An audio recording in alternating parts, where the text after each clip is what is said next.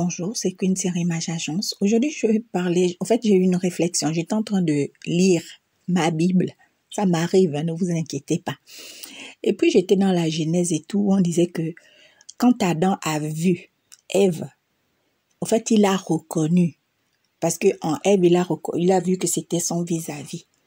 Et puis après, le verset qui découle après dit que l'homme quittera son père et sa mère. En fait, moi, la question que je me suis posée, c'est que, mais donc tous les boys avec qui on sort en longueur de journée ici dehors là, quand ça n'aboutit pas, ça veut dire au fait que c'était pas nos vis-à-vis, c'était pas en fait des hommes qui nous étaient prédestinés.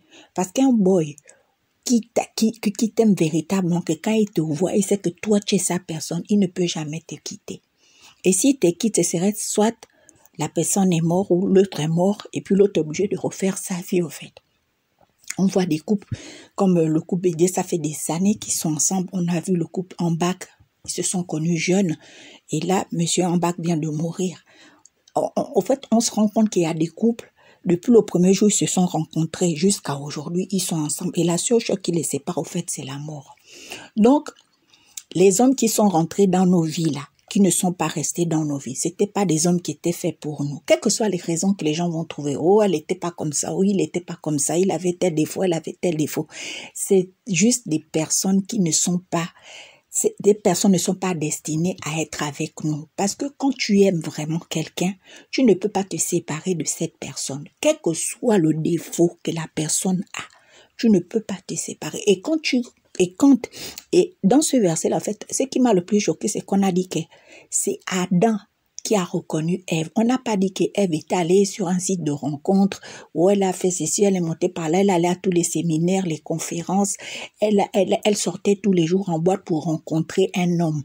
C'est l'homme qui, quand il te voit, il reconnaît que ça, c'est ma personne. C'est comme ça. Les histoires que les gens font ici dehors, que tu es obligé d'abord de sortir avec 1000 gars avant de trouver la bonne personne. Franchement, moi jusqu'à là où je suis assise là, je suis persuadée que tous les gars que j'ai connus par le passé, c'était pas les bonnes personnes pour ma vie.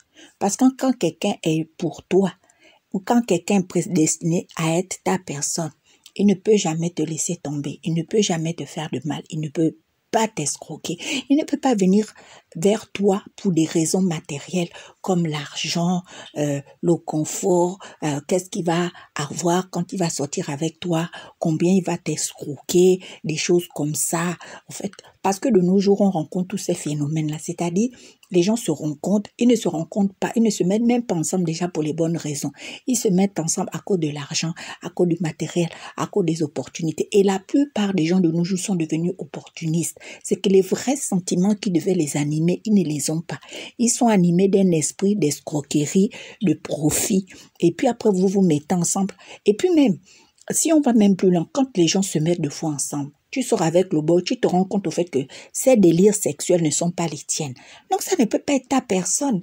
Après, la plupart des gens sont obligés de se traverser. C'est-à-dire, si tu n'aimais pas faire certaines choses, vu que tu sors avec truc, tu es obligé de faire certaines choses qui ne t'arrangent pas.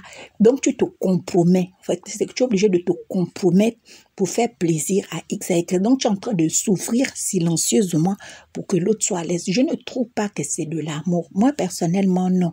Je crois que quand les gens se rencontrent et quand ils sont faits pour être ensemble, tout doit couler de source. C'est-à-dire même leur délire sexuel doit aller de source. C'est-à-dire si toi tu aimes ça, forcément l'autre aime ça. Tu ne peux pas rencontrer quelqu'un qui aime les poires et puis toi tu aimes le coco. Et puis on te dit qu'à partir d'aujourd'hui tu vas manger seulement le coco. C'est bizarre. Hein? C'est bizarre. C'est comme... toi, tu es au quartier, tu as fini déjà avec tous les gars du quartier, tu as vendu le piment à tout le monde. Et puis à la fin du film, tu te rends compte que ouais, j'ai vendu le piment à tous les gars, il n'y a même pas un bon qui m'a soulevé dedans. Donc tu te rends compte au fait que tu as vendu ton piment pour rien. C'était pas là où tu devais, et la bonne personne n'est pas ici. Tu vois, des fois, c'est ce qui fait que les gens vont dans une dépression, dans une tristesse, les gens n'ont plus confiance en eux, à cause des choses comme ça, parce que à force d'aller donner ton piment à droite et à gauche, à un moment, tu as même l'impression que le piment ne pique plus, le piment n'a plus de saveur. C'est juste que tu n'es pas avec les bonnes personnes et tu ne t'es pas rendu compte au fait que dès le début, ce n'est pas nécessaire. On ne cherche pas un homme. C'est l'homme, normalement, quand il te voit en route, il sait que c'est ici mon terminus. Il va commencer à te courtiser. Il va commencer à mettre les moyens pour te garder, il va te sécuriser, il va venir voir ta famille pour t'honorer, pour qu'ils ne te perdent jamais.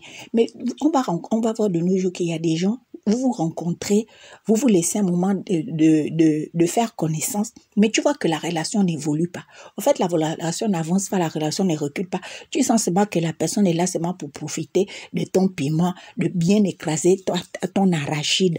Quand il va bien écraser, après maintenant il va faire le mouvement, oh non, tu sais, c'est trop précipité, oh je ne me sens pas prêt. Mais mon frère, depuis le début, il fallait se situer. Donc, on se rend compte que... Et puis, moi aussi, je voulais parler du cas de la polygamie. Comme le cas du foyer de Regina Danes. Là, on voit qu'elle avait quatre des co-épouses quatre des épouses de Monsieur Ned. Je me dis, mais quand tu es polygame, bon, mais maintenant, ta côte est dans, ou puisque là, tu as 4 côtes, c'est pas normal, mais bon, comme on vit dans une société où tout est travesti, tout est perverti, qu'il y a plus d'hommes, il y a plus de femmes que d'hommes sur la terre, je me dis que la polygamie est venue peut-être pour soulager, pour aider dans les pays où la polygamie est tolérée. C'est pour aider aussi parce qu'il y a beaucoup de femmes qui dépriment, il y a beaucoup de femmes qui peuvent même être 10e, au moins elle est dans un foyer. Voilà. Que de rester là, on va toujours te parler, oh tchétchisa de tel, oh tchétchisa 10 ans, tchétchisa 40 ans, tchétchisa comme disait Ivy. C'est pas mieux que tu aies un numéro, même si c'est dit 20e, au moins qu'on va citer ton numéro, on te reconnaît. Moi, je trouve que peut-être c'est aussi ça, mais même dans la polygamie, moi personnellement, je ne me retrouve pas. Parce que je vais du principe que quand Adam a vu Ève, il a reconnu. On n'a pas dit qu'Ève était dans un site de rencontre en train de chercher Adam, elle mettait les mini tous les jours, elle sortait avec tout le quartier jusqu'à ce qu'elle va trouver Adam. Non. C'est Adam qui était dans cette démarche. La démarche était interne. Parce que quand il avait fini, au fait, de donner les noms à tous les oiseaux, à tous les bétails, à tous les animaux de la terre, il s'est rendu compte qu'il n'y avait pas quelqu'un qui lui était semblable, qui le ressemblait. Donc, on parle là de ressemblance. C'est-à-dire quand quelqu'un t'aborde, même dans la conversation, vous vous comprenez, même dans le comportement, même dans le goût, même dans les choix, même dans le choix de société, vous vous comprenez sur beaucoup d'angles, au fait. Et là, tu te sens en sécurité. Tu te dis que, ça, c'est ma personne. Parce que ça, il aime faire, ça, j'aime faire. En fait, la plupart des choses que tu aimes, il aime aussi les faire, au fait. Et quand il est avec toi, en fait, il ne s'efforce pas d'être avec toi. C'est que il sait que tu es son terminus. Toi aussi, tu sais que lui, c'est ton terminus. Donc, l'épanouissement va de pair. Il n'y a pas de stress, il n'y a pas d'ambiguïté, il n'y a pas de zone d'ombre, il n'y a pas un endroit qu'on n'a pas compris et puis il faut aller mener des enquêtes. Vous vivez maintenant sous tension. Non. Franchement, quand je disais la partie de la Bible là tout à l'heure, j'étais émerveillée. Pour ceux qui vont venir raconter, c'est toi aussi tu lis la Bible. Oui, je lis la Bible. C'est pas parce que je fais le congrès sur les réseaux sociaux que je ne lis pas la Bible. Ça m'arrive aussi parce que j'aime bien Dieu. Tout le monde aime Dieu. Moi aussi j'aime Dieu. On a aussi le droit d'aimer Dieu. Vous aimez trop juger les gens sur les réseaux sociaux. Non, je voulais juste vous faire partager au fait. Voilà, c'était ça en fait. Tu vois, par exemple, quand on voit le couple Beyoncé, Jay-Z, Beyoncé n'est pas parfait, Jay-Z n'est pas parfait. Mais quand ils vont ensemble, tu sens que Jay-Z a tout fait pour que Beyoncé soit numéro 1. Il a soutenu, il a guidé sa carrière, il a obligé à faire certains choix, c'est détaché de son père parce qu'à la base, Beyoncé travaillait avec son père. Après ça, elle s'est séparée pour se mettre avec Jay-Z et ils ont commencé à former la famille Carter pour que la famille marque l'époque, leur génération. Voilà. Donc, ils sont vraiment en...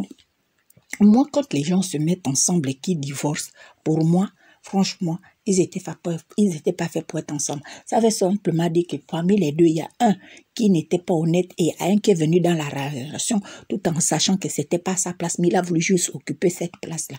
Parce que je ne peux pas comprendre comment les gens qui se disent oui aujourd'hui devant le maire de mes divorces au fait.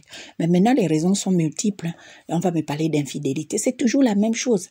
Quelqu'un qui reconnaît que ça, c'est ma chose ou ma personne ou non, ça, c'est la femme de ma vie. Je crois pas qu'il aurait même le temps encore d'aller draguer parce que c'est que dans la maison là, il a trouvé la perle des perles. Voilà. Et puis, d'autres, bon, je sais qu'il y a des humanistes qui vont venir me dire, mais non, mais tu sais, de nos jours, les choses sont compliquées, tu sais, la vie n'est pas aussi simple. Je n'ai pas dit au contraire, j'ai dit que moi, quand je venais de lire le verset biblique que je lisais là, on a dit que Adam a reconnu Ève. il a vu que c'était son vis-à-vis. C'est-à-dire, quand il a vu Ève, il a vu que Ève le ressemblait.